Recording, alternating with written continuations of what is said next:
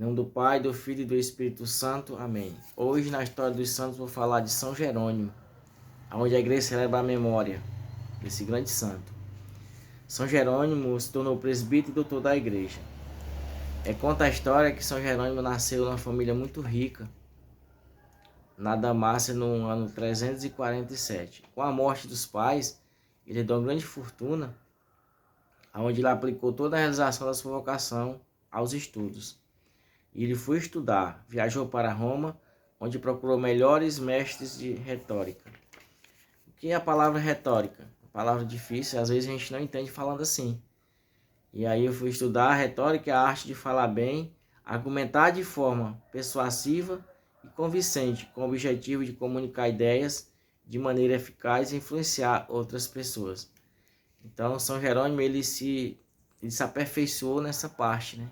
De ter a comunicação, de falar bem, né? De influenciar outras pessoas. Então, a gente que celebra, a gente que prega, a gente que tem uma responsabilidade na nossa igreja, nós precisamos aprender. E às vezes a gente somos preguiçosos quando é para se aprender, né? Para ler a Bíblia, para se aperfeiçoar. E São Jerônimo aqui ele se aperfeiçoou. Por isso que ele se tornou um santo da igreja. Ele foi batizado pelo Papa Libério, já com 25 anos de idade, passando pela França. Conheceu o monastério e decidiu a retirar-se para vivenciar a experiência espiritual. Em 375, depois de uma doença, Jerônimo passou ao estudo da Bíblia com a renovada paixão. Foi ordenado sacerdote pelo bispo Paulino da Antioquia em 379. Dedicou-se à reflexão, ao estudo, divulgação do cristianismo. Aqui ele entrou no monastério e ele se tornou sacerdote. Quantas pessoas se identificam com o sacerdote? Quantas pessoas são chamadas a ser padre? Assim como São Jerônimo. Então São Jerônimo aqui, ele procurou, ele se apaixonou pelos estudos. Ele estudava. Por isso que diz que a inteligência dele era grande. A gente tem que procurar, mesmo que a gente não tenha tanta inteligência, mas procurar sim se aperfeiçoar, procurar sim esse alimento diário com a Sagrada Escritura. É muito importante. Voltando para Roma, em 382, chamado pelo Papa Damasio para ser seu secretário particular, Jerônimo foi responsável de traduzir a Bíblia do grego e do hebraico para o latim. Neste trabalho, ele dedicou quase toda a sua vida. São Jerônimo aqui, ele teve essa responsabilidade de traduzir a Bíblia, né? Hoje nós temos a Bíblia em nossas mãos. Pregação de Padre Paulo Ricardo disse que a Bíblia não caiu do céu de zíper toda fechadazinha do jeito que é, não. Então teve o que? Teve toda uma história. E aqui está aqui o que traduzia a Bíblia. Um santo da Igreja Católica. Então, foi o tradutor da Sagrada Escritura. Hoje nós temos a facilidade de ter a Bíblia hoje em nossas mãos. E quantas vezes a gente não abre a nossa Bíblia em casa para nós lermos? Quantas vezes? Porque isso é para ser um alimento diário para nós.